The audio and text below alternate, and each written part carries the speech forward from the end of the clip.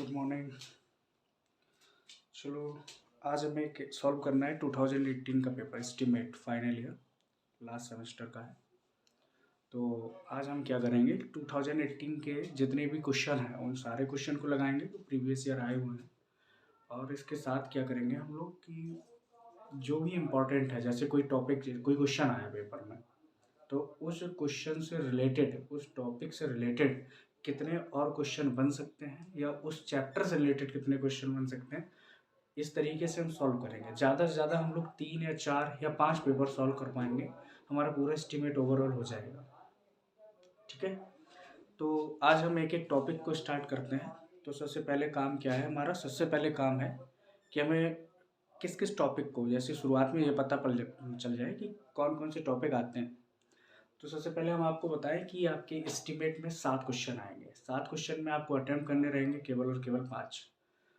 तो पहले क्वेश्चन से हम स्टार्ट करते हैं, और पहले क्वेश्चन से स्टार्ट करते हैं और सारे क्वेश्चनों को एक एक करके लगाते हैं। हो सकता है पार्ट मतलब वीडियो ज़्यादा लंबा हो जाए, तो हम ऐसा करेंगे कि आधा पार्ट, एक पार्ट अभी बता दे रहे हैं, एक पार्ट हम कल बता देंगे, या हो सकता है शाम को लेक्चर अपलोड कर दें। तो दोनों मिला के 2 पार्ट में हमारा 2018 का पेपर सॉल्व हो जाएगा। चलिए स्टार्ट करें। सबसे पहले क्वेश्चन 2018 में जो पूछा गया था, उसने क्या किया था कि पॉइंट दिए थे और उन पॉइंटों के बारे में लिखना था कि परिभाषा बताएं इनकी क्या क्या है। तो सबसे पहले हम आपको बताएं कि परिभाषा में सबसे पहले परिभाषा क्या आई थी, कैपिटल कॉस्ट, जिसे बोलते हैं पूंजीगत लागत, जिसे बोलते हैं पूंजीगत लागत। और दूसरी पूछी थी उसने एन्युटी। तो हम सबसे पहले लिखते हैं कि भैया पहला पॉइंट जो उसने पूछा था, वो पूछा था उसने पूंजीगत लागत। इसको इंग्लिश में बोलते हैं कैपिटल कॉस्ट।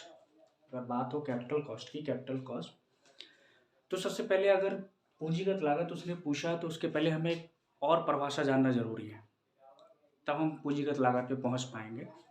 तो जैसे कौन कौन सी परिभाषाएं आना बहुत जरूरी है पूंजीगत लागत के लिए, आपको 2 परिभाषाएं आना जरूरी है। एक बोलते हैं शुद्ध वार्षिक आय, शुद्ध वार्षिक आय, और जो दूसरा आपको आना जरूरी है वो है आपको वर्ष लब्धि, जिसको बोलते हैं ईयर परचेज, वर्ष लब्धि। इन दो परिभाषाओं को आना सबसे पहले, ये 2 परिभाषा आएंगी तब ये कैपिटल कॉस्ट आपको समझ में आएगा। कैपिटल कॉस्ट होता है क्या है कि शुद्ध वार्षिक आय। सबसे पहले शुद्ध वार्षिक आय को समझ लें। तो शुद्ध वार्षिक आय एक होता है शकल आय, एक होता है खर्चे। खर्चे को बोलते हैं हम आउटगोइंग्स। ठीक है, इसको बोलते हैं ग्रॉस इनकम,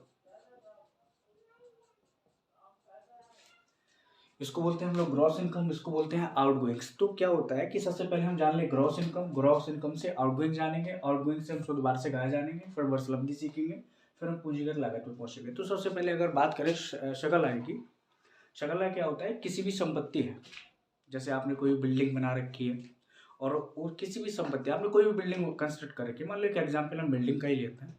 आपने कोई भी बिल्डिंग बना रखी है और उस बिल्डिंग से आपको सभी स्रोतों से, जैसे आपने क्या किया कि नीचे 4 दुकानें निकलवा दी आपने, ऊपर क्या किया आपने पूरा कमरा रेंट पे दे दिया।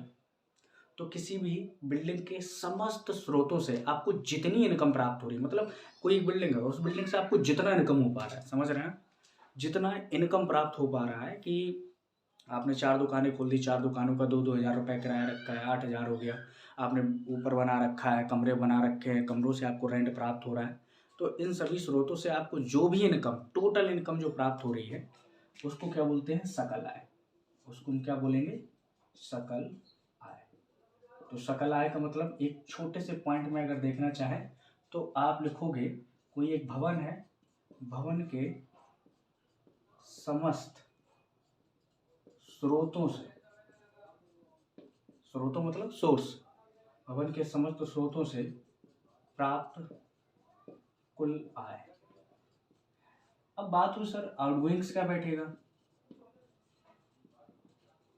देखो नोट्स बने होंगे। अब ये सोचो कि अब जाके एक एक पॉइंट चल के नोट्स बनाएंगे तो भैया हो गया काम, तो हो गया 2018 2019 हो जाएगा पेपर, समझ रहे हैं। तो क्या है कि नोट्स तो बने होंगे, आपको एक तरीके का रिवीजन चाहिए कि पेपर में क्या करना है, कैसे करना है। तो हम सारी चीज़ों को लिंक करते हुए चल रहे हैं। तो हमने बताया कि जैसे पूंजीगत लागत है, पूंजीगत लागत के लिए आपको शुद्ध वार्षिक आय आना चाहिए, वर्षलब्धि आना चाहिए। तो भैया अगर आपके पास सबसे पहले शुद्ध वार्षिक आय होती क्या है, तो सकल आय होती है। सकल आय क्या होती है, सकल आय होती है भवन के समस्त स्रोतों से प्राप्त कुल आय। कोई बिल्डिंग आपने बना रखी है, उस बिल्डिंग से जितना भी इनकम आपको प्राप्त हो रहा है वो आपकी सकल आय।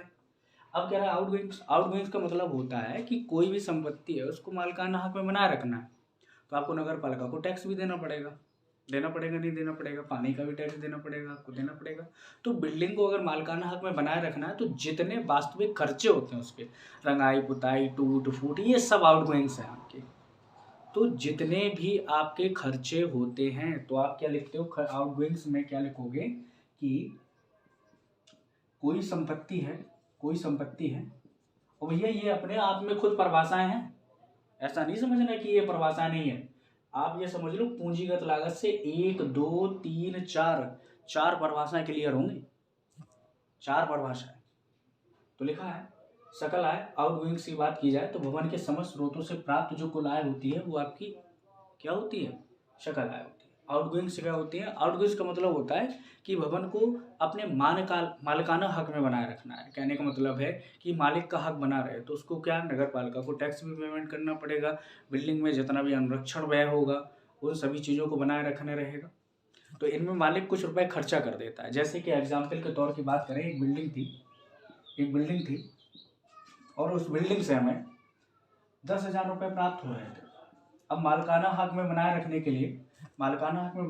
के लिए उस बिल्डिंग से जो आउटगोइंग्स निकल रही थी, वो आउटगोइंग जो आपकी आउटगोइंग है मान लो 2,000 निकल रही थी। कहने का मतलब है आउटगोइंग में आप क्या क्या प्रोवाइड कर रहे थे भैया, जितने भी आपके मालिकाना को बनाए रखने के लिए जितने भी आप नगर पालिका को टैक्स दे रहे हो, पानी का दे रहे हो, बिजली का दे रहे हो, ये सारे टैक्सेस पे करने के बाद, सब चीज़ पे करने के बाद जो आपके पास इनकम बचा है, कहने का मतलब है जो आपके पास इनकम बचेगा, तो मतलब आपके पास इनकम कितना बचेगा।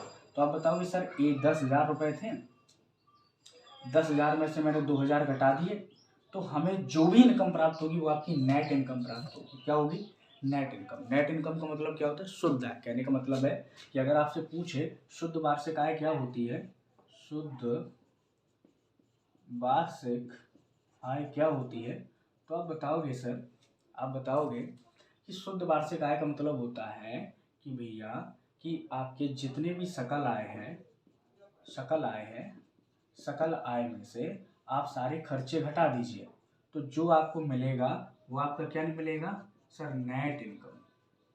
क्या मिलेगा, नेट इनकम। तो आप क्या बताओगे, शुद्ध वार्षिक आय, नेट इनकम, शुद्ध वार्षिक आय को ही नेट इनकम बोलते हैं। तो मैं लिख दे रहा हूँ शुद्ध वार्षिक आय, लिखा है सकल आय। तो सकल आय आपकी कितनी है भैया, 10,000 में से आउटगोइंग कितनी घटा दिए आप, 2,000, बचा कितना है 8,000। तो भैया ये 8,000 रुपये आपकी शुद्ध वार्षिक आय है कि आपको इतने रुपए प्राप्त हो रहे हैं। अब लिखा है वर्षलब्धि क्या होती है, ईयर परचेज, ये अपने आप में कुछ खुद परिभाषा है। तो भैया आप लोगों ने इतना समझ में आ गया, स्क्रीनशॉट लेना है स्क्रीनशॉट ले लो।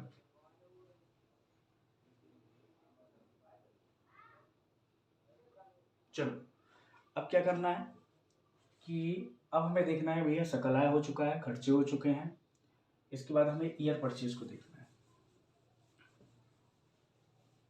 अपने पेन कॉपी साथ में रखो, रिवीजन कर रहे हो तो रिवीजन के तौर पे ही पढ़ाई होगी। आप सोचो एक एक चीज़ लिखवाते चलें, तो भाई आप भी लिख लिया और हमने भी लिखा लिया। इसके अलग से लेक्चर डलेंगे जिसमें एक एक चीज़ की परिभाषा, एक एक चीज़ चलेगी। अभी क्या है कि अभी हमें एक रिवीजन टाइप का चाहिए, तो उस रिवीजन टाइप का चला रहा है। जैसे वर्षलब्धि की बात करें, बड़े ध्यान समझना, जिसने नहीं समझा है उसे समझने में थोड़ी दिक्कत होगी।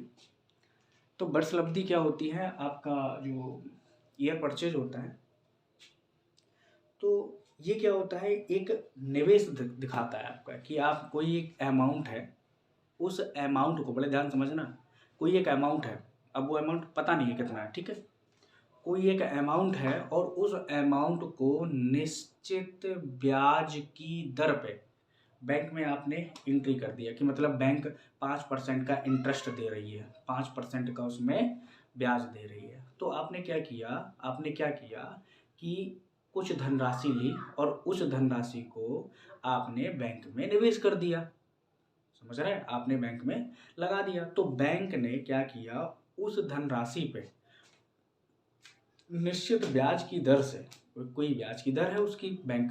अब ये बताओ, बैंक में आप रुपए देते हो, तो बैंक क्या करती है भैया, कुछ टाइम बाद आपको ब्याज देती है, तो ब्याज की दर होती है, उसी हिसाब से आपको देगा।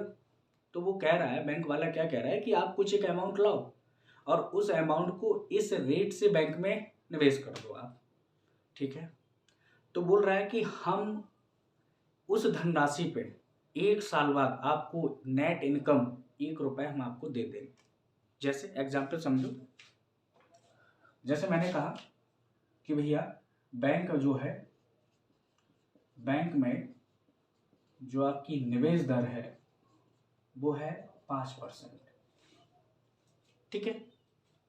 तो जो ईयर परचेज निकलता है, year purchase is equal 1/r। बड़े ध्यान समझना, आर को आप हमेशा दशमलव में रखेंगे। किस में रखेंगे? दशमलव में। अगर आपको आर दशमलव में नहीं रखना है तो भैया इतना तो पढ़े लिखे हो, 1/r, आर का मान कितना रखना है? पॉइंट, ठीक है। तो भैया यहाँ से पॉइंट हटा दो, तो आपको नहीं लगता सर 100/5 लिखा है, तो ईयर परचेज को आप दूसरे रूप में लिख सकते हो सर 100/r। अब आपको आर दशमलव में नहीं रखना है।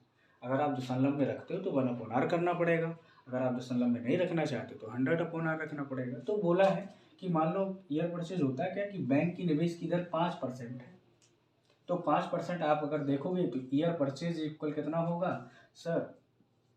100/5। जब आपने 100/5 कर दिया तो काट दिया तो आ गया कितना?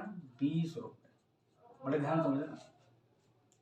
तो भैया क्या बोला कि भैया आप अगर 20 रुपये बैंक में जमा करते हो तो 5% की दर से आपको 1 साल बाद 1 रुपये नेट इनकम प्राप्त हो जाएगा।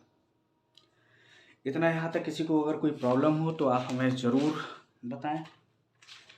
इसके बाद जो नेक्स्ट टॉपिक रहेगा वो रहेगी आपकी एन्युटी। समझ रहे हैं? एन्युटी की बात करेंगे, एन्युटी कैसे निकाली जाती है। तो सबसे पहले अगर हम बात करें शुद्ध वार्षिक आय, तो आपको पता चल गया कि कोई एक बिल्डिंग है और उस बिल्डिंग से समस्त स्रोतों से जो आय प्राप्त होती है उसमें से सारे आउटगोइंग्स को हटा दिया जाए, संभावित खर्चों को हटा दिया जाए, तो शुद्ध वार्षिक आय प्राप्त होती है। वर्षलब्धि ईयर परचेज क्या होता है? बैंक आपने क्या किया कि एक निश्चित अमाउंट को बैंक में जमा कर दिया और एक निश्चित ब्याज की दर पे जमा किया, तो क्या करता है कि बैंक 1 वर्ष पश्चात आपको शुद्ध नेट इनकम 1 रुपये देता है। कहने का मतलब है कि अगर बैंक के ब्याज की निवेश दर आपकी कितनी है भैया? 5% है, तो ईयर परचेज बराबर होता है 1/r, आर होता है दशमलव में। ईयर परचेज बराबर 0.05 दशमलव में रखा मैंने, 100/5 हो गया। ईयर परचेज इक्वल 100/r किया, कैसे? 5 हटा दिया, 2 जीरो बढ़ा दिए, तो ईयर परचेज इक्वल 100/r हो गया। ईयर परचेज इक्वल 100/5, 5 से कैंसिल कर दिया, आ गया 20 रुपये। तो कहने का मतलब है बैंक वाला बोल रहा है कि आप अगर 20 रुपये जमा करोगे तो 1 साल पश्चात, 1 वर्ष पश्चात हम आपको 5% की दर से नेट इनकम 1 रुपये देंगे। अब बैंक में आप मान लो आपने बैंक में 10,000 रुपये जमा कर रखे हैं, तो 20 रुपये में आपको कितना? 1 रुपये ब्याज दे रहा है, तो भैया 10,000 का निकाल लो, 10,000 में मुझे कितना देगा? आपने 5,000 जमा कर रखे तो 5,000 का निकाल लो कितना होगा। तो कुल मिला के हमें क्या है कि हमें 1 रुपये कितने रुपए जमा करने पर प्राप्त होगा, हमें वो निकालना है, वही ईयर परचेज होता है। इसके बाद अगर हम बात करें कि भैया कैपिटल कॉस्ट क्या है, कैपिटल कॉस्ट, तो भैया जब भी आपको कैपिटल कॉस्ट निकालना है तो कैपिटल कॉस्ट बराबर जो बैठेगा वो बैठेगा शुद्ध वार्षिक आय में ईयर परचेज का मल्टीप्लाई करने पर हमें कैपिटल, समझ में आ गया, कैपिटल कॉस्ट प्राप्त होता है। तो आप क्या बताओगे कि भैया जो शुद्ध वार्षिक आय है इसमें हम ईयर परचेज का मल्टीप्लाई कर दें तो मुझे कैपिटल कॉस्ट मिल जाएगा। तो अगर आपसे कैपिटल कॉस्ट की परिभाषा पूछी जाए तो आप क्या बताएंगे कि भैया किसी भी संपत्ति की, कोई संपत्ति है उसकी संपत्ति की शुद्ध वार्षिक आय में ईयर परचेज का गुणनफल आपका क्या कहलाता है, कैपिटल कॉस्ट अथवा पूंजीगत लागत कहलाता है। कि आपने आपने अब वैसे अगर नॉर्मल देखा जाए कैपिटल कॉस्ट क्या कहलाता है कि आपने क्या किया है कि कोई एक बिल्डिंग खड़ी करने के लिए आपने कितना रुपए उसमें खर्चा किया, वो आपका कैपिटल कॉस्ट कहलाता है। ठीक है, तो आप क्या, जब भी आपको कैपिटल कॉस्ट निकालना रहेगा तो कैपिटल कॉस्ट निकालने के लिए आप क्या करेंगे कि शुद्ध वार्षिक आय में ईयर परचेज का मल्टीप्लाई कर देंगे। अब देखिए इससे रिलेटेड एसएससी जेई में क्वेश्चन या जितने भी जेई क्वेश्चन है इससे रिलेटेड क्वेश्चन कैसे बनता है, तो इससे रिलेटेड क्वेश्चन बता दें जो हो सकता है आपके एग्जाम में भी आ जाए। इसको हम साफ करते हैं, जिसको स्क्रीनशॉट लेना ले लो।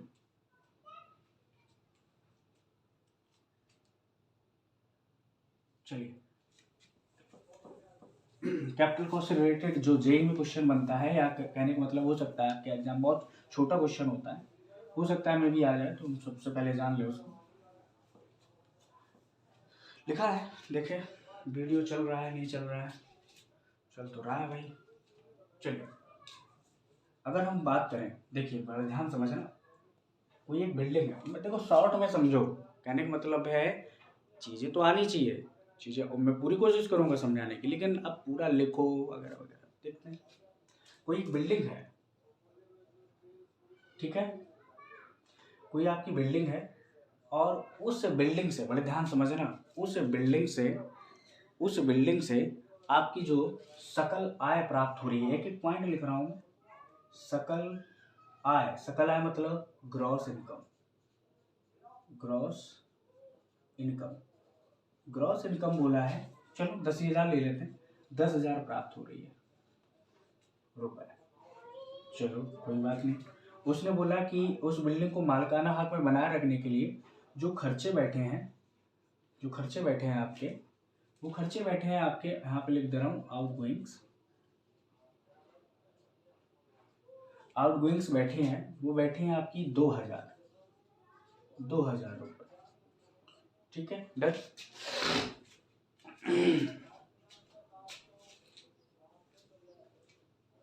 जो आपकी आउटगोइंग्स बैठी हैं वो बैठी है 2,000 रुपये। तो आपसे पूछेगा, क्या पूछेगा भैया, सकल आय ग्रॉस इनकम आपको कितना दे रखा है, 10,000 रुपये, खर्चे आपके आउटगोइंग कितना दे रखा है, 2,000 रुपये। उसने बोला है कि बैंक में निवेश की दर,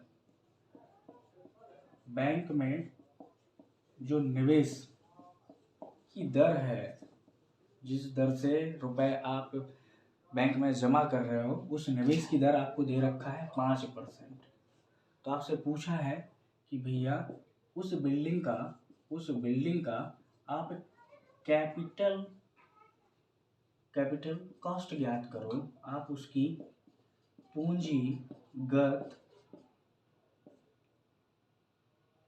लागत आप उसकी याद करो। तो आपको पता है कि सर पूंजीगत लागत तभी निकाल सकते हैं जब मेरे पास शुद्ध वार्षिक आय हो और ईयर परचेज हो। तो आप सबसे पहले क्या करो, शुद्ध वार्षिक आय की गणना कर लो। शुद्ध वार्षिक आय कैसे निकालेंगे, अरे बहुत सिंपल है सर, क्या करेंगे सर, सकल आय में से खर्चे घटा दो। तो आप क्या लिखेंगे, सकल आय ग्रॉस इनकम माइनस आउटगोइंग्स खर्चे। आपने जैसी खर्चों को घटाया, सकल आय आपकी कितनी है, 10,000 है, आपने इससे 2,000 घटाए, भैया कितना आ गया, 8,000 रुपये आ गए। ये 8,000 रुपये आपकी क्या है, शुद्ध वार्षिक आय। अब यहाँ पे ईयर परचेज निकाल लो। ईयर परचेज सर बहुत ईजी है, 1/r होता है, और सर r दशमलव में रखना रहेगा अगर 1/r करते हैं, और वैसे क्या है, वैसे 100/r होता है जब r दशमलव में नहीं रखना। ठीक है, तो कितना कर दिया सर, 100 कर दिया, ऊपर 100 ले लिया और नीचे r सीधा रख दिया 5, तो कितना निकल के आ गया 20। तो आपको कुछ नहीं करना है, क्या करना है, अब आप लिखोगे पूंजीगत लागत या कैपिटल कॉस्ट, पूंजीगत लागत। तो आप क्या लिखोगे सर, जो आपका निकल के आया क्या, सकल आय कितनी निकल के आई, 8,000। इस 8,000 में आपको कितना मल्टीप्लाई करना रहेगा, ईयर परचेज का। ईयर परचेज कितना है 20, तो ये कितना आ गया, 8 दूनी 16, 1 2 3 4 0। आपकी इतने रुपये हैं कि आपकी बिल्डिंग की जो कैपिटल कॉस्ट निकल के आएगी वो कैपिटल कॉस्ट निकल के आई आपकी 16,000 रुपये। अब आप इसे ऐसा करो, स्क्रीनशॉट ले लो। ये अच्छा क्वेश्चन है, एग्जाम में SSC JEE वगैरह सब में पूछा गया है क्वेश्चन, काफ़ी बार क्वेश्चन, पॉपुलर क्वेश्चन है। ठीक है, चलें। अब इसने दूसरी हेडिंग देखो, आपको भी पता है मैं 1 मिनट में समझा सकता था वार्षिकी, आपको भी पता है कि मैं एक मिनट में समझा सकता था पूंजीगत लागत, लेकिन मेरा मतलब है कि उससे रिलेटेड जो भी पॉइंट बन सकते हैं उन सारे पॉइंटों को लेते हुए चले हैं। अब जैसे एन्युटी है, छोटी सी परिभाषा, उससे रिलेटेड कुछ नहीं है, तो हमें क्या करना पड़ेगा, उसको उसी हिसाब से पढ़ेंगे। ठीक है,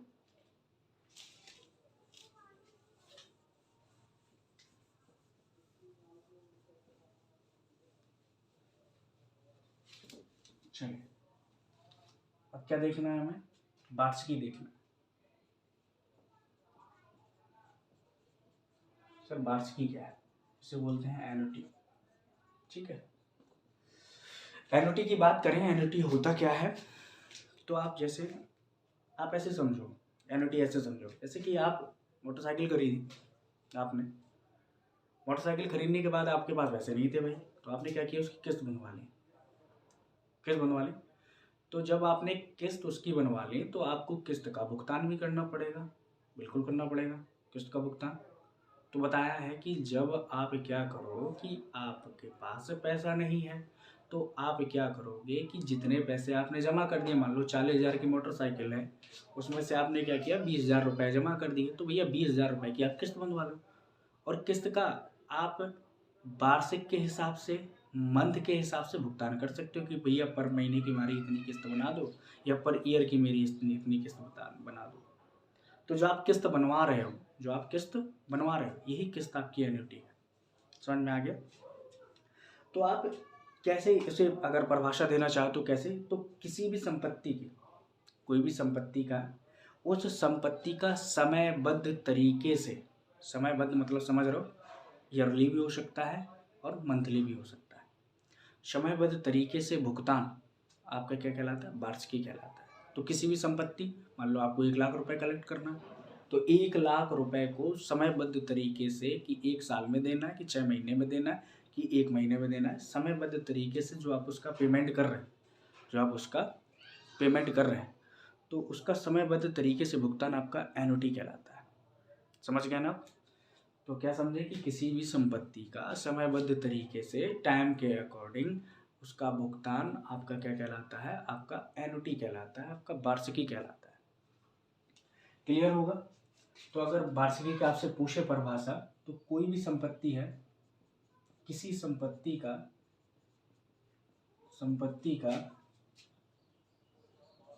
समयबद्ध तरीके से भुगतान आपका क्या कहलाता है, वार्षिकी कहलाता है। अब ये ध्यान देना जरूरी है, अब क्या होता है कि वार्षिकी की जो प्रथम किस्त होती है वो क्या होती है, दस्तावेज की शर्तों के अनुसार होती है। कहने का मतलब है, जैसे कि मैंने अभी 20,000 की मोटरसाइकिल खरीदी, अगले महीने में मैं नहीं दे सकता 1,000 रुपये, मेरी क्षमता नहीं है। तो मैंने क्या बोला कि आप क्या करेंगे कि किसी संपत्ति का समयबद्ध तरीके से भुगतान आपको करना है, तो आप उसकी पहली किस्त कितने महीने में बनवाते हैं। जैसे हमारे पास, हमने सोचा कि भैया हमने 20,000 रुपये हमने दे दिया आपको, अब मेरे पास इतनी क्षमता नहीं है कि मैं अगले महीने दे पाऊँ 1,000 रुपये, इतनी भी क्षमता नहीं है कि 2 महीने में 1,000 रुपये दे पाऊँ। भैया 3 महीने दे पाओगे, 5 महीने में दे पाओगे। तो बोला है कि किसी भी संपत्ति का समयबद्ध तरीके से भुगतान आपका वार्षिकी कहलाता है। और वार्षिकी की जो प्रथम किस्त होती है, वार्षिकी की जो प्रथम किस्त होगी, समझ रहे हैं, वार्षिकी की जो प्रथम किस्त होगी, पहली किस्त होगी, वो किसके अनुसार होगी, दस्तावेजों के अनुसार होगी। दस्तावेज में हो सकता है 2 महीने, 3 महीने, 4 महीने, 6 महीने, किस्त कितने भी हो सकता है। वार्षिकी की जो प्रथम किस्त होगी किसके अकॉर्डिंग होगी, दस्तावेजों के अनुसार। आप शर्तों के अनुसार बोल सकते हो, वार्षिकी की प्रथम किस्त शर्तों के अनुसार दे होगी कि आप 6 महीने में पेमेंट पहली किस्त देना चाहते हो, और फिर ध्यान रखना कि उसके बाद आपको नियमित तरीके से भुगतान करना पड़ेगा। चलिए, तो 2 परिभाषा हो गई। 2 परिभाषा के बाद जो तीसरी परिभाषा पूछी गई है, वो पूछी गई है लीज पर संपत्ति। लीज मतलब पट्टे पर संपत्ति। बड़े ध्यान समझना, जो नेक्स्ट परिभाषा पूछी गई है तीसरी, वो सिंपल है, लीज पर संपत्ति। बढ़िया। लीज क्या होता है? लीज होता है पट्टा, पट्टे पर संपत्ति। पट्टे पर संपत्ति ऐसे समझ लो, जैसे कोई एक व्यक्ति है, वो इंडिया में रहता है, ठीक है, और हमारा पड़ोसी भी रहता है, इंडिया में रहता है, मान लो हम अपने गांव में रहते हैं। तो क्या हुआ, हमें पता चला कि हमें बाहर जाना पड़ा, मैं कहीं बाहर जा रहा हूँ, और ऐसा नहीं है कि 1-2 दिन के लिए जा रहा हूँ, मैं 2-3 साल के लिए जा रहा हूँ, ठीक है। तो हम क्या करेंगे कि हम अपनी जो बिल्डिंग है, हम अपने पड़ोसी से कह देंगे भैया ऐसा करो, इसे आप कुछ समय के लिए रख लीजिए। समय बता दिया मैंने, इतने साल तक आप रख लीजिए। उस व्यक्ति ने क्या किया, वो संपत्ति ले ली और संपत्ति को रखने लगा। अब क्या होगा कि जो वो व्यक्ति होगा जिसने वो संपत्ति ली है, जैसे कि पड़ोसी जो मेरा, वो व्यक्ति क्या करेगा, शर्तों के अनुसार, बड़े ध्यान समझना, शर्तों के अनुसार उस व्यक्ति को उस जमीन के बदले रुपए दे भी सकता है, नहीं भी दे सकता है, ये शर्तों के अनुसार होता है। हमें पता है आप लोगों को थोड़ा कम चल रहा है, समझ रहे हैं आपकी बात।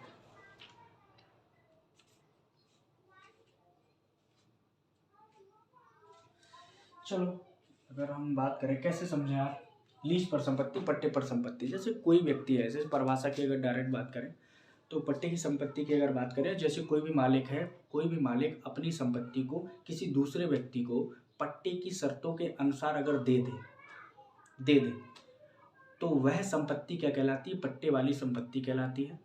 जो व्यक्ति पट्टे को लेता है वो पट्टाधारी होता है, जो व्यक्ति पट्टे को देता है वो पट्टा दाता होता है। बड़े ध्यान समझना कैसे।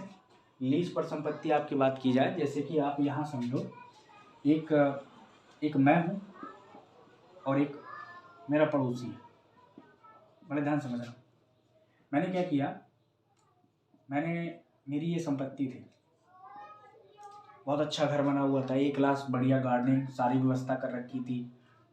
अब मुझे जाना पड़ा अमेरिका, सपोज मुझे जाना पड़ा अमेरिका, तो मैंने क्या किया, मैंने बड़े ध्यान समझना, मैंने क्या किया कि इस व्यक्ति से बोला, इस व्यक्ति से जो मेरा पड़ोसी है, मैंने इससे बोला कि तुम भैया मेरी संपत्ति ले लो, लेकिन मेरी कुछ शर्तें हैं आपसे। बोले क्या, कि इस बिल्डिंग को आप जितने समय तक लोगे, इसमें जितना भी मुझे 1 भी रुपए नहीं चाहिए आपसे, आप इसमें जो भी टूट फूट होगी उस टूट फूट में, बड़े ध्यान समझना, हो सकता है मालिक रुपए ले भी ले, तो उसमें जो टूट फूट मरम्मत होगी भैया वो आप कराते रहना, और इस जो बिल्डिंग है, इस बिल्डिंग को आप किराए पे उठा दो।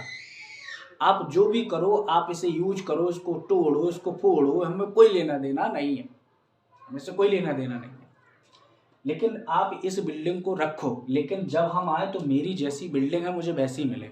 तो इसके लिए आप क्या करो कि इससे जितना भी इनकम आपको प्राप्त हो, उस इनकम से इस भवन की देखरेख करते रहना, और जो रुपए बचे उस रुपए को आप या तो रख लो, या ऐसा करो आधा हमें दे देना, आधा आप ले लेना। ये शर्तें हैं आपकी। तो क्या है कि जब कोई वास्तविक मालिक अपनी संपत्ति किसी दूसरे व्यक्ति को पट्टे की शर्तों के अनुसार दे देता है, तो वह संपत्ति, मतलब ये संपत्ति पट्टे वाली संपत्ति कहलाती है। और जो व्यक्ति संपत्ति लेता है, जैसे ये पड़ोसी है, इसने संपत्ति ली, तो ये पट्टाधारी है, और मैंने संपत्ति से दी, और ये पट्टा दाता, मैं पट्टा दाता, और जिसने ली वो पट्टा धारी। जो पट्टा लेता है वो पट्टाधारी, और जैसे मैं हूँ, मैं पट्टा दाता, मैंने संपत्ति दी है। अब क्या होता है, पट्टे की एक निर्धारित उम्र भी होती है। कहने का मतलब है कि पता चला कि आप 4 साल बोल के गए, आपको 10 साल हो गए, 20 साल हो गए, 30 साल हो गए, तो भैया कोई इशू तो हो गई। तो बताया जाता है कि पट्टे की जो संपत्ति होती है, पट्टे वाली संपत्ति होती है, उसको आप 99 साल तक, कितने साल तक, 99 साल तक आप उसे रख सकते हैं। 99 साल बाद यदि वास्तविक मालिक उस संपत्ति पे नहीं आता है, कहने का मतलब जैसे मैं 99 साल बाद भी अमेरिका से नहीं लौटा, तो भैया जो संपत्ति है, जो हमने शर्तें रखी थी, वो सारी शर्तें खत्म हो जाएंगी, और वास्तविक मालिक पड़ोसी हो जाएगा। तो आपको 99 साल के अंदर आ जाना है। पता चला कि हम अमेरिकी बने रहे, हमारी अब इंडिया की सारी संपत्ति खत्म हो गई। तो आप क्या समझे लीज पर संपत्ति, पट्टे पर संपत्ति क्या होती है? जब कोई वास्तविक मालिक अपनी संपत्ति को पट्टे की शर्तों के अनुसार किसी दूसरे व्यक्ति को रखने के लिए दे दे तो वह संपत्ति क्या कहलाती है? पट्टे वाली संपत्ति कहलाती है। जो पट्टा लेता है वो क्या कहलाता है? पट्टाधारी, और जो पट्टा देता है वो क्या कहलाता है? पट्टादाता। तो अब क्लियर हो गया होगा। तो हमने अभी तक 3 परिभाषाएं सीख ली हैं, और 3 परिभाषाओं से रिलेटेड हमने ऑलरेडी 5 परिभाषाएं कर ली हैं। 5 परिभाषा, 1 न्यूमेरिकल हमने इतना कर लिया है। अब इसके बाद 1-2 पॉइंट और जैसे आपको हम बता दें।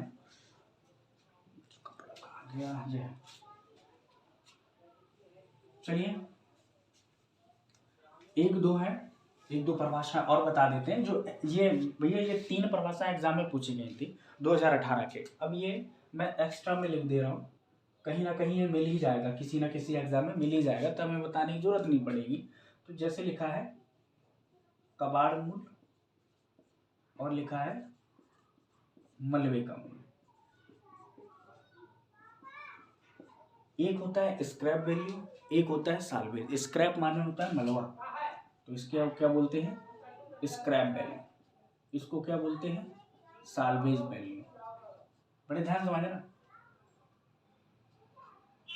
साल्वेज वैल्यू और स्क्रैप वैल्यू। भैया कबाड़ मूल क्या है, मलबे का मूल क्या है, इसे समझो। देखो कोई एक बिल्डिंग है, ऐसा तो है नहीं कि आपने बिल्डिंग बनाई जिंदगी भर वैसी बनी रहेगी।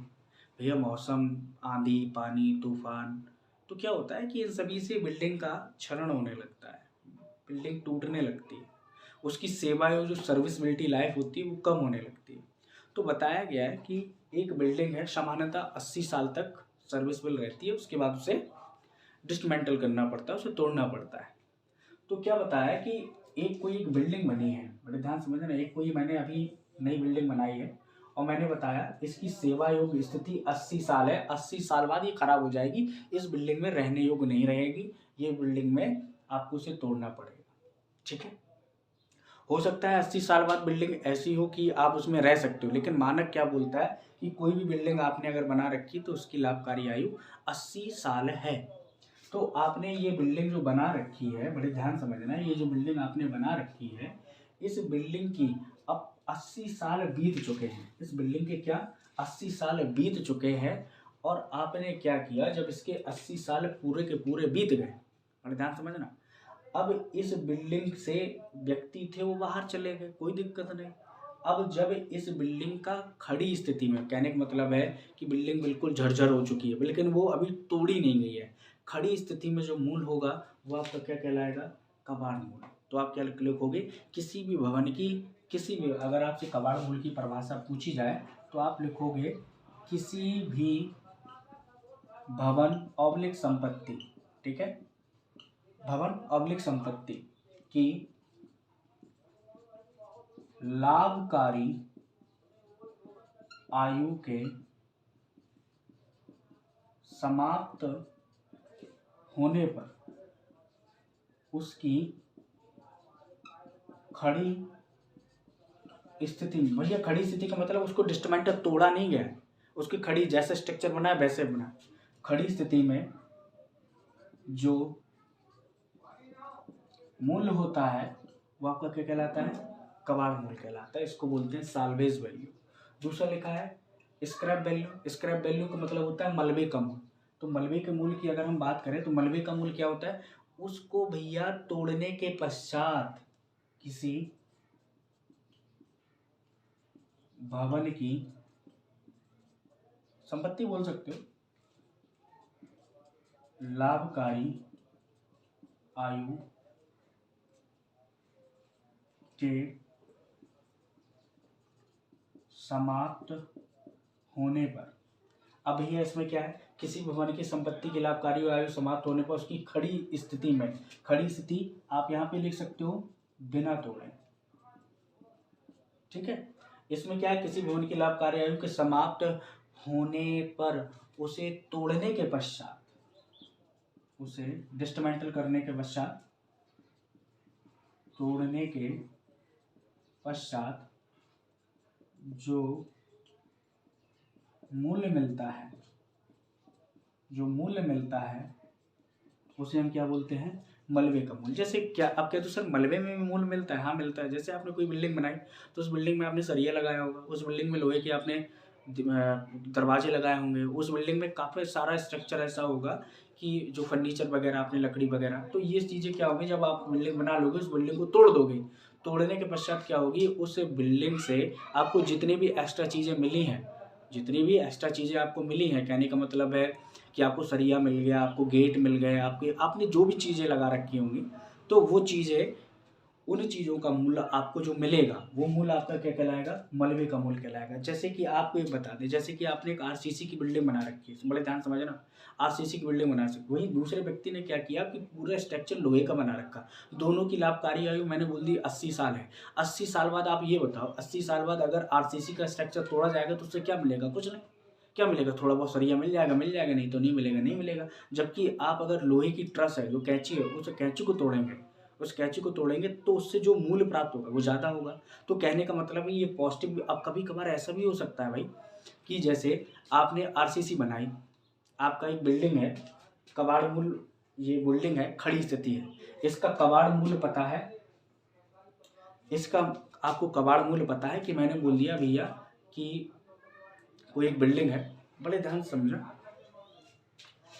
लिखा है कबाड़ मूल्य, मलबे का मूल्य। तो कबाड़ मूल्य की अगर बात करें, किसी बिल्डिंग का खड़ी स्थिति में जो मूल्य होता है, कहने का मतलब उसको विदाउट डिस्मेंटल किए उसका जो मूल्य होगा वो होगा आपका कबाड़ मूल्य। मलबे का मूल्य क्या होता है कि भैया उस बिल्डिंग को तोड़ने के पश्चात जो मूल्य मिल रहा है, वो जो रुपए मिल रहे हैं, जो रुपए मिल रहे हैं वो आपका क्या है?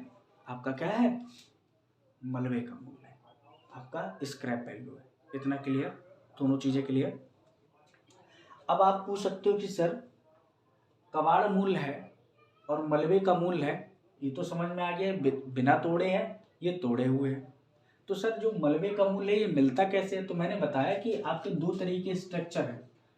कभी कभार ऐसा भी हो सकता है कि वही चीज बताने की कोशिश कर रहा हूँ, एक है आरसीसी का स्ट्रक्चर और एक है स्टील का स्ट्रक्चर। तो आरसीसी का स्ट्रक्चर में मलबे का मूल्य कभी कभी निगेटिव पहुंच जाता है और स्टील का हमेशा पॉजिटिव रहता है। जैसे कि आरसीसी स्ट्रक्चर है, आपने उसे तुड़वाने में 20,000 रुपये खर्चा कर दिया, जबकि सरिया बेचने पर आपको 10,000 रुपये ही प्राप्त हुए। समझ रहे हैं? समझ रहे हैं? तो आप क्या समझे भैया, 10,000 रुपये आपके गांठ से ठुक गए।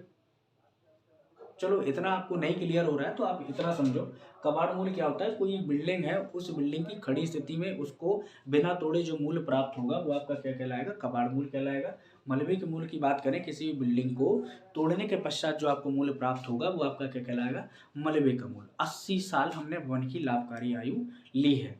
आपको एक बात और याद रखना है कि जो मलबे का मूल्य होता है, तो जो आपकी बिल्डिंग की कॉस्ट होती है उस कॉस्ट को 10% लिया जाता है। कहने का मतलब है अगर बिल्डिंग आपने 1,00,000 रुपए की बनाई है, 1,00,000 रुपए की बनाई है, तो आप ये मान के चलो लास्ट में जब हमारा 80 साल बीत जाएगा तो हम जब भवन को तुड़वाएंगे, तुड़वाने के पश्चात मुझे 10,000 रुपये उसका जो भी स्क्रैप होगा, जो भी मलबा होगा, उसको बेचने पर प्राप्त होगा। ये मानना पड़ता है या ये लिया जाता है।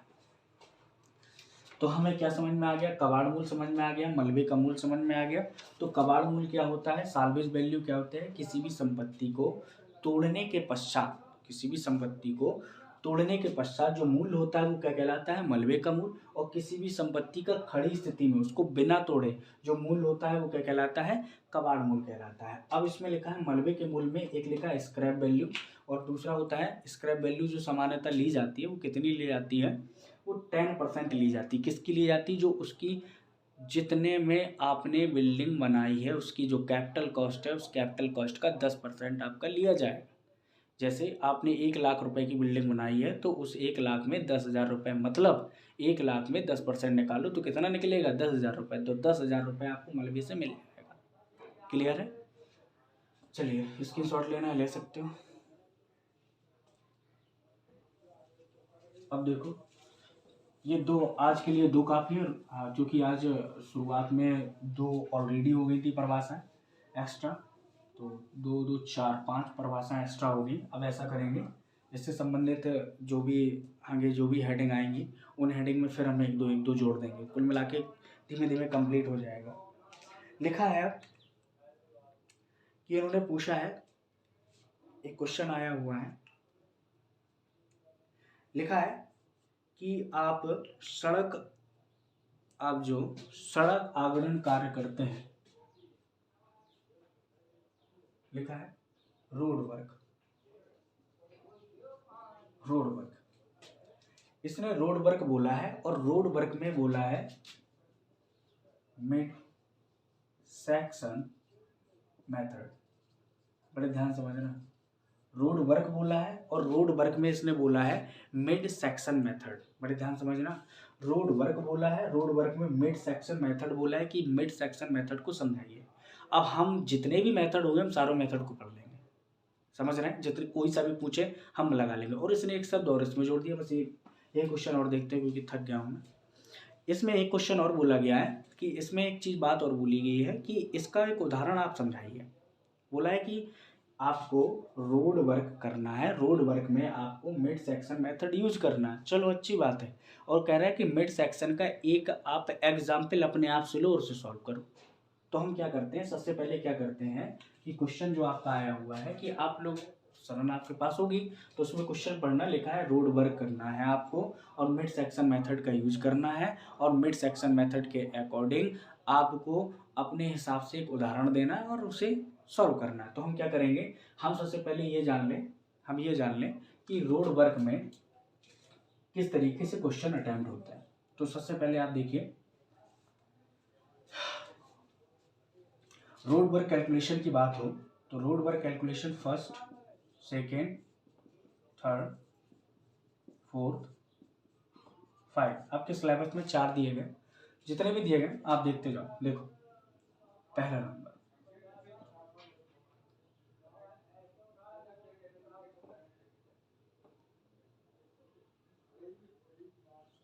लिखा है अनुप्रस्थ क्षेत्रफल विधि, इसे बोला गया है क्रॉस सेक्शन मेथड। दूसरा अनुप्रस्थ क्षेत्रफल विधि हो गया। दूसरा लिखा है औसत अनुप्रस्थ क्षेत्रफल विधि, इसको बोला है एवरेज सेक्शन मेथड। तीसरा बोला है मध्य अनुप्रस्थ क्षेत्रफल विधि, इसमें बोला है मध्य अनुप्रस्थ क्षेत्रफल विधि। एक सेकंड,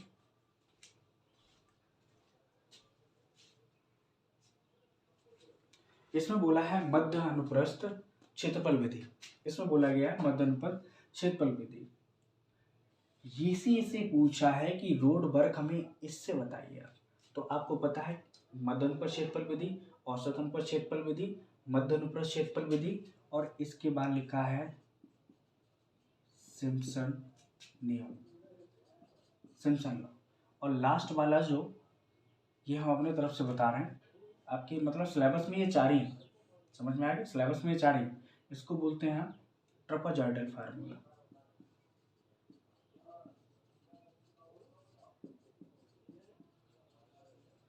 वैसे अगर आपको देखा जाए तो एसएससी जेई के थ्रू इसमें सबसे पहले ये पूछा जाता है कि सिम्पसन लॉ है कि कब यूज करना है कब यूज नहीं करना है, पहला क्वेश्चन एसएससी जेई के लिए। दूसरा पूछा जाता है कि बाउंड्री कैसे मानी जाती है सिम्पसन लॉ में, ट्रापेजॉइडल लॉ में। जब हम इन दोनों को पढ़ेंगे तो हम बताएंगे, पहले इन सभी को सीख लें क्योंकि एग्जाम के अकॉर्डिंग आपका ये नहीं है, केवल इनके बारे में हमें सीखना है, ठीक है। चलिए चलो स्क्रीनशॉट ले लो भाई।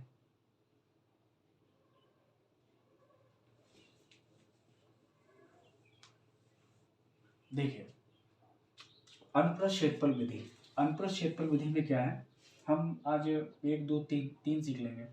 सिम्पसन और ट्रापेजॉइडल कल बता लेंगे क्योंकि वीडियो ज़्यादा लंबा हो रहा है फिर। देखिए सबसे पहले आपको पता होना चाहिए कि केस 2 हो सकते हैं, अर्थवर्क इन कटिंग हो सकता है, अर्थवर्क इन फिलिंग हो सकता है। मतलब कटिंग का भी केस हो सकता है, फिलिंग का भी केस हो सकता है। तो दोनों केस के लिए देखिए आप यहाँ देखिए, ये मैंने कैसा केस बनाया है भैया, ये रही एनएसआर, नेचुरल सरफेस एलिमेंट, इसके नीचे है तो भैया आपका कैसा होगा, कटिंग का केस है। और ये रही NSL या ग्राउंड लेवल, और इस ग्राउंड लेवल के अगर ऊपर कंस्ट्रक्शन किया है, ऊपर मिट्टी भरी है, तो आपका क्या है, अर्थवर्किंग फिलिंग है। तो जब बताया जाए अनुप्रस्थ क्षेत्रफल विधि में, ये क्रॉस सेक्शन मेथड है, तो आप क्रॉस सेक्शन को देखो तो ऊपर की टॉप विड्थ आपकी कितनी है, B है, गहराई कितनी है, D है, साइड स्लोप कितनी है, S/1 है। तो जो S/1 है वो H/B है। जब V का मान 1 होगा तब HS कहलाएगा। कहने का मतलब है, मान लो आपको 2:3 की ढाल दी गई है, भैया ये H/B है, तो B को पहले 1 बनाओ, तो 3/3, 2/3, तो भैया 2/3 बराबर 1। तो अब जो S है वो 2/3 है।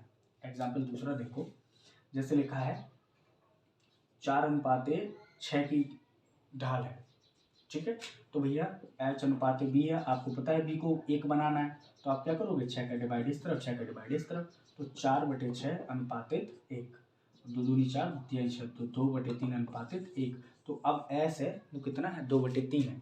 मान लो आपको 2:2 दे रखा है, H/V है, तो आप ऐसा करो ना कि V को 1 बनाना है, तो आप 2 का डिवाइड यहाँ कर दो, 2 का डिवाइड यहाँ कर दो, तो 1:1। अब जो 1 है वो अब S है, क्योंकि V का मान कितना है, 1 है। V का मान कितना है, 1 है।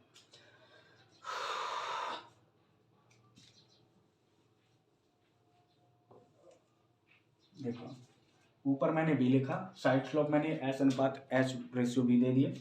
अब हमें क्या करना है, सबसे पहले जो अनुप्रस्थ क्षेत्रफल विधि है, अनुप्रस्थ क्षेत्रफल विधि में क्या है आपको पता है, ये आपको कैसा है शेप दिख रहा है, समलंबाकार आपको ट्रापेजॉइडल शेप दिख रहा है।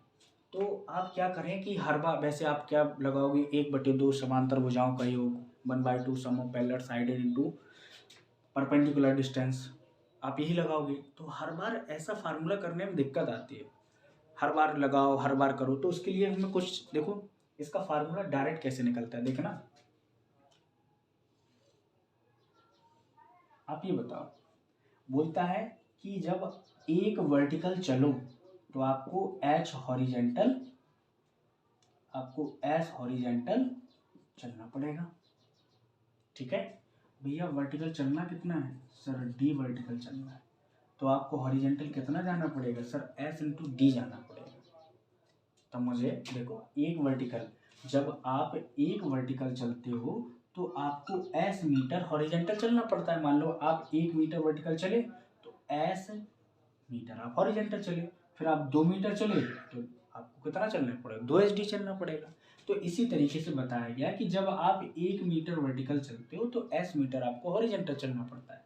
तो आप D मीटर अगर वर्टिकल चलोगे तो आपको S/D आपको हॉरिजेंटल चलना पड़ेगा। कहने का मतलब है, जब आप D मीटर वर्टिकल चल दिए तब आपको S/D हॉरिजेंटल चलना पड़ेगा। जब आप D मीटर वर्टिकल चल दिए तब आपको S/D हॉरिजेंटल चलना पड़ेगा। तो SD आप यहाँ हॉरिजेंटल चले, SD आप यहाँ हॉरिजेंटल चले।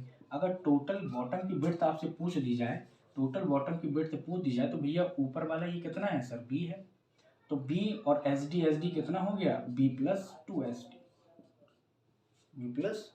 2SD। तो आपके पास फार्मूला क्या होता है,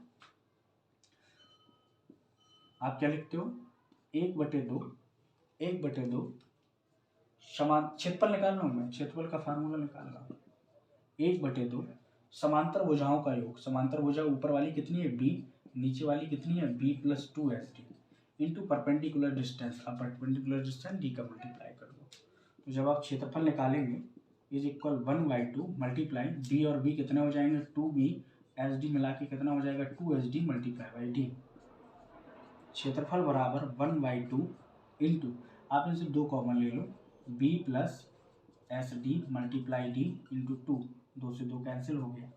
क्षेत्रफल निकालो तो कितना आ जाएगा, BD + SD²। तो बस यही आपको लर्न करना है कि जब भी क्रॉस सेक्शन कुछ भी दिया जाए, ऊपर वाला B हो, D डेप्थ हो, तो साइड स्लोप S/1 कर लेना है। अगर दी गई है तो आपको कितना याद रखना है कि जो फार्मूला होता है वो BD + SD² होता है, BD + SD² होता है क्रॉस सेक्शन का फार्मूला। अब आपको बार बार ये लगाने की जरूरत, कितने भी क्रॉस सेक्शन दे दें आपको बार बार ये फार्मूला लगाने की जरूरत नहीं है, 1/2 समांतर भुजाओं का योग, इसी से निकल के आया है BD + SD²।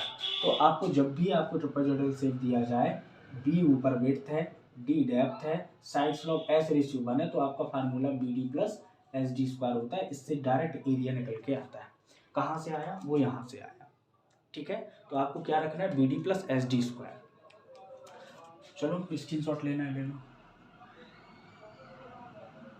चलिए, अब अगर जैसे ये क्वेश्चन हमें दिया गया था, इस क्वेश्चन दिया गया था, सबसे पहले हमें कौन सा फार्मूला पढ़ना था? लिखा है मध्य अनुप्रस्थ क्षेत्रफल विधि। मध्य अनुप्रस्थ क्षेत्रफल विधि में आपको क्या करना है बेटा कि आपकी इस तरीके से, आपको इस तरीके से ये दिया गया था। ये टॉप विड्थ आपकी बी थी और ये डेप्थ आपकी डी थी। बड़े ध्यान समझना। मध्य अनुप्रस्थ क्षेत्रफल विधि ये बोलती है कि भैया आप चाहे 1 किलोमीटर चल दो, 2 किलोमीटर चल दो, 6 किलोमीटर चल दो, जो आपके दूसरा क्रॉस सेक्शन होगा उस दूसरे सेक्शन की डेप्थ भी डी ही रहेगी। कहने का मतलब है टॉप विड्थ बी है, डेप्थ डी है, साइड स्लोप एस रेशियो 1 है, पीछे की भी साइड स्लोप एस रेशियो 1 है। कहने का मतलब है कि डी और डी दोनों सेम रहेंगी। मतलब इसका अगर एरिया निकालोगे तो वो भी B D plus H D square निकलेगा, इसका एरिया निकालोगे तो वो भी आपका B D plus H D square निकलेगा, कोई चेंजमेंट नहीं रहेगा। तो अगर आपसे पूछे कि भैया अगर इसकी लेंथ एल मीटर है तो आप अगर एरिया निकालो तो एरिया कैसे निकालोगे? तो बताओगे sir B D plus H D square. हम कहें वॉल्यूम कैसे निकालोगे? Sir area into length. तो जो आपने एरिया से निकाला है लेंथ का मल्टीप्लाई कर दो। तो क्रॉस सेक्शन अनुप्रस्थ क्षेत्रफल विधि में क्या होता है? डेप्थ पूरे सेक्शन में इक्वल रहती है। ठीक है, तो दूसरा मेथड हम देखते हैं। दूसरा मेथड जो उनको दिया है, दूसरा मेथड हमें जो दिया है वो बोला है उन्होंने हमसे औसत अनुप्रस्थ क्षेत्रफल विधि। बड़े ध्यान समझना, औसत अनुप्रस्थ क्षेत्रफल विधि कहने का मतलब है एवरेज क्रॉस सेक्शन मेथड। इसमें क्या बताया गया है कि यहाँ पर आपका विड्थ बी है और डेप्थ कितना है? डी है, डी 1 है, और जो लास्ट वाला क्रॉस सेक्शन है इसकी डेप्थ बेटा D2 है। टॉप विड्थ बी है, साइड स्लोप एस रेशियो 1 है, इसकी भी एस रेशियो 1 है, लेकिन यहाँ पर डेप्थ D1 थी, यहाँ पर डेप्थ कितनी थी? D2 थी। समझ में आ गया? तो उन्होंने बताया औसत अनुप्रस्थ क्षेत्रफल विधि में क्या होता है? कुछ नहीं होता है, इजी। आप इसका एरिया 1 A1 निकालो, इसका एरिया 2 A2 निकालो। आप इसके बाद क्या करोगे? A1 आपको ए एवरेज निकालना रहेगा। दोनों के बीच की लेंथ कितनी है? L है। आपको ए एवरेज निकालना पड़ेगा। ए एवरेज आप क्या करोगे? A1 प्लस A2 बटे 2। सर A1 कैसे निकलेगा? अरे भैया B into D1 plus S D1 square. इसका कैसा निकलेगा? B into D2 plus S D2 का स्क्वायर। तो आप यहाँ से ए एवरेज बराबर A1 प्लस A2 अपॉन 2 किया आपने। ए एवरेज बराबर A1 प्लस A2 अपॉन 2 किया आपने। तो यहाँ से आपका ए एवरेज निकला। अगर आपसे वॉल्यूम पूछ दे कि भैया कितनी मिट्टी लगी है इसमें, तो वॉल्यूम बराबर क्या बताओगे? Sir A average multiply by length. बस इतना सिंपल था। आप यहाँ से वॉल्यूम एक क्वेश्चन बताएंगे, ऐसा नहीं है क्वेश्चन ना बताएं। चलिए, अब लास्ट वाला जो टॉपिक रह गया है वो रह गया है मध्य अनुप्रस्थ क्षेत्रफल विधि। कौन सा रह गया है? मध्य। तीसरा जो रह गया है वो रह गया है मध्य अनुप्रस्थ क्षेत्रफल विधि। मध्य अनुप्रस्थ क्षेत्रफल विधि इसमें भी बहुत सिंपल है। देखना, जब भी आपको मध्य अनुप्रस्थ क्षेत्रफल विधि निकालनी है, मध्य अनुप्रस्थ क्षेत्रफल विधि निकालनी है, तो आपको पता है कि भैया यहाँ पर डेप्थ कितनी है? D1 है, विड्थ कितनी है? सर B है। क्लियर है? इस तरीके से आगे चले गए। टॉप विड्थ कितनी है? B, लेकिन डेप्थ कितनी है? D2 है। क्रॉस सेक्शन चेंज है, यहाँ पर D1 है, यहाँ पर D2 है, लास्ट वाला जो क्रॉस सेक्शन है। लेंथ कितनी है? सर L है। ठीक है, डन है। अब B है, D है, side slope S ratio 1, side slope S ratio 1। उसमें क्या किया था कि हमने एरिया का एवरेज किया था। जबकि मध्य अनुप्रस्थ क्षेत्रफल विधि क्या बोलती है? भैया जो D1 D2 है इन दोनों का एवरेज ले लो और एवरेज डेप्थ निकाल लो DM। कहीं बीच में होगी DM, तो बोलता है कि मिड की डेप्थ निकाल लो। तो DM कैसे निकलेगा? DM बराबर कितना होगा? D1 प्लस D2 बटे 2। DM कितना होगा? D1 प्लस D2 बटे 2। तो जब आप यहाँ से DM निकालोगे तो DM में क्या करोगे? D1 और D2 जोड़ दोगे तो DM प्लस D2 बटे 2 आ जाएगा। तो यहाँ से अगर आप देखना चाहो तो अगर आप DM निकाल लिया आपने, DM निकालने के बाद आपको AM एरिया मीन निकालना पड़ेगा। वो कैसे निकालोगे? Sir B into DM plus S DM का square. B sir top width, DM जो यहाँ से निकाला है हमने, एच साइड स्लॉप जो सब में दिया है, डीएम सर वही डेप्थ। तो जब आपका ए एम निकल जाएगा, अगर आपको वॉल्यूम निकालना है तो ए एम मल्टीप्लाई बाई जो लेंथ दी गई लेंथ का मल्टीप्लाई कर दो आंसर। अब आपके एग्जाम में यही पूछा गया कि मध्य अनुप्रस्थ क्षेत्रफल विधि को समझाइए, आपने समझा दिया। मध्य अनुप्रस्थ क्षेत्रफल विधि में क्या किया जाता है कि जो दोनों डेप्थ दी जाती है, दोनों डेप्थ का एवरेज रखा जाता है। आपने एवरेज लिया, डी बराबर क्या किया, डी मीन निकाला, डी मीन बराबर D1 प्लस D2/2, और उस डीएम से आपने क्या निकाला, एरिया मीन निकाला। एरिया मीन बराबर कितना होता है, B into DM plus S DM का स्क्वायर। इतना क्लियर। अब इसका एक एग्जाम्पल ले लेते हैं, जल्दी से एक एग्जाम्पल ले लेते हैं बस और ख़त्म करते हैं। देखिए जैसे एक रोड थी, इसकी जो टॉप विड्थ थी वो 10 मीटर थी, और जो डेप्थ थी वो 2 मीटर थी, साइड स्लॉप थी वो 2:1 थी, मतलब ना 2:4 थी। अब सही है, अब समझ में आएगा। तो आपको पता है सर ये H/B निकाल, बी जब तक 1 नहीं होगा तब तक ये S नहीं होगा। तो आप क्या करो सर, 4 का भाग यहाँ कर दो, 4 का भाग यहाँ कर दो, तो भैया यहाँ कितना बचा सर, 2/4 बराबर 1, मतलब 1/2, मतलब 0.5:1। तो S/1, S का मान कितना है सर, 0.5 है। तो आप यहाँ पे क्या लिखोगे, 0.5:1। जो साइड स्लॉप आपको दे रखा है तो कितना दे रखा है, 0.5:1। तो आप गौर से देखो, बी का मान कितना है सर, 10 मीटर, डी का मान कितना है सर, 2 मीटर, एस का मान सर कितना है सर, 0.5। अब आपसे केवल इतना पूछ रहा है कि केवल और केवल आप क्रॉस सेक्शन मेथड पहला वाला यूज करो। तो भैया ए निकाल लो, तो B into D plus S D का स्क्वायर, ए बराबर बी का मान कितना है 10, डी का मान कितना है 2, एस का मान कितना है 0.5, डी का मान कितना है आपका 2 का स्क्वायर। आप यहाँ से एरिया निकाल सकते हो, इजीली एरिया निकाल सकते हो। एरिया निकाल आया। अब बी लिखा है, जो रोड की लेंथ दे रखी है वो दे रखी है 1 किलोमीटर, 1 किलोमीटर। तो पूछ रहा है कि मिट्टी कितनी भरनी पड़ेगी, तो वॉल्यूम पूछ रहा है, मिट्टी की भराई घन मीटर में होती है। तो वॉल्यूम बराबर एरिया इंटू लेंथ, वॉल्यूम बराबर एरिया, आपने यहाँ से एरिया निकाला होगा, एरिया निकाल के लेंथ 1 किलोमीटर में कितने मीटर होते हैं सर, 1000। सर मीटर में, भैया ये सारी मापें मीटर में ही दी गई हैं, तो इसी वजह से 1 किलोमीटर को मैंने मीटर में कन्वर्ट कर दिया। अब आप कह दो सर कि इसमें तो एक ही क्रॉस सेक्शन दिया था, भैया एक क्रॉस सेक्शन दिया था, इसी वजह से तो मैंने क्रॉस सेक्शन मेथड लगाया। जब 2 क्रॉस सेक्शन अलग अलग देते तब अलग अलग फार्मूले लगते। कौन कौन लगते, एवरेज सेक्शन मेथड लगता और मिड सेक्शन लगता। कैसे, देखिए अब जैसे इतना दे रखा है, स्क्रीनशॉट ले लीजिए।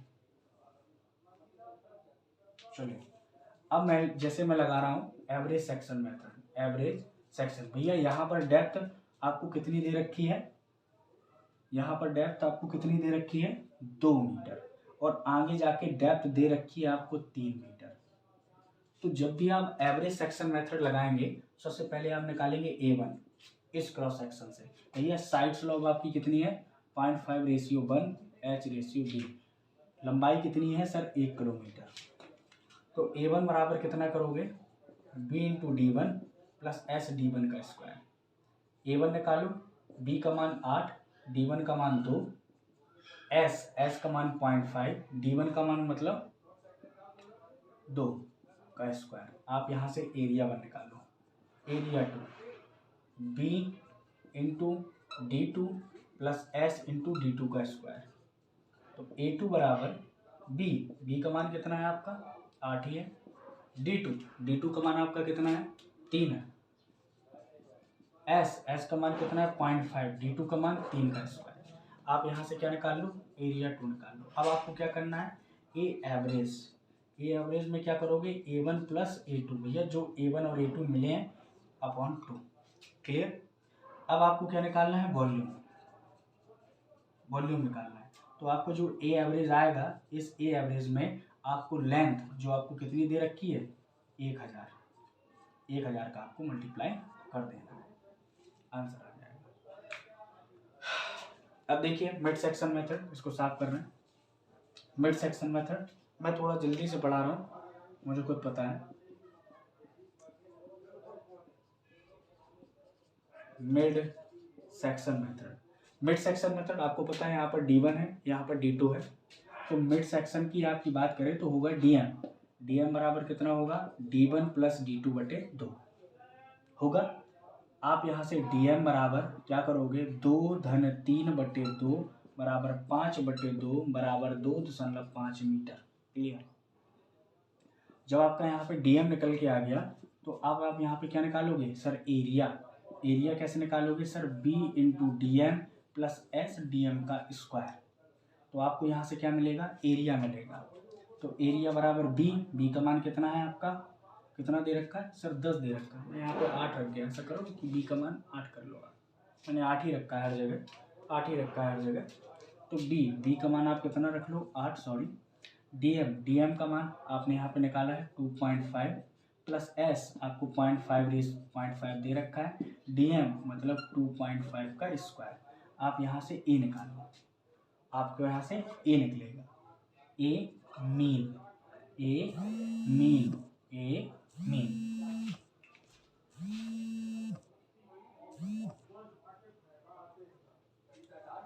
जब आपको यहाँ से एरिया मीन निकल आएगा तब आप यहाँ से क्या निकाल लेना, वॉल्यूम बराबर area mean multiply by length कितनी है, 1000। एरिया मीन यहाँ से निकल आएगा। ठीक है, इस तरीके से अपने आप से ये एग्जाम्पल लेना था। आप यहाँ पे 8 की जगह कुछ भी मान लो, 2 की जगह 4 मान लो, 6 मान लो, साइड स्लोप जो मानना है, कुल मिला के आपको इस तरीके से एक लगा कि इतना लगाना था। क्वेश्चन ये पूछा गया था रोड वर्क में मिड सेक्शन को समझाओ, मैंने समझा दिया। रोड सेक्शन में अपने हिसाब से डाटा ले लो, अपने हिसाब से मैंने डाटा ले लिया और हिसाब से पूछ रहा था कि मृदा आंकलन करो, कि मृदा की गणना करो कि कितनी मृदा लगेगी, मतलब वॉल्यूम निकालो। तो मैंने वॉल्यूम यहाँ पे निकाल लिया। ठीक है, आज के लिए इतना ही काफ़ी है। बकाया जो चीज़ें रह रही है, देखो भाई सारी चीज़ें लेके चल रहे हैं। हमें इतना पता है कि जैसे आप ये पूरा लेक्चर कर चुके हो, तो अब पीछे आगे जितने भी ईयर के क्वेश्चन आए होंगे वो सारे क्वेश्चन एक दूसरे से मिल जाएंगे। कुल मिला के हम ज़्यादा से ज़्यादा 2 या 3 ईयर के ही पेपर सॉल्व कर पाएंगे। हमारे 10 साल के पेपर सॉल्व हो जाएंगे, एक्स्ट्रा चीज़ें भी होंगी, वो भी कंप्लीट हो जाएंगी। आप लोगों को सबसे ज़्यादा दिक्कत जो हो रही है वो दिक्कत हो रही है दर विश्लेषण, रेट एनालिसिस में। आप परेशान ना हो, अलग से मैं क्लास बनाऊंगा, एक एक चीज़ को पूरा करा लूँगा। रेट एनालिसिस मैन है और उसमें सबसे ज़्यादा बच्चों को प्रॉब्लम होती है, उसको मैं एक एक चीज़ और इस वे में समझाऊंगा कि आपको खुद पता चल जाएगा कि किस वे में लगाना है। मुझे इतना सिंपल कभी नहीं सीखा हो। चलते हैं पर, मिलते हैं पर।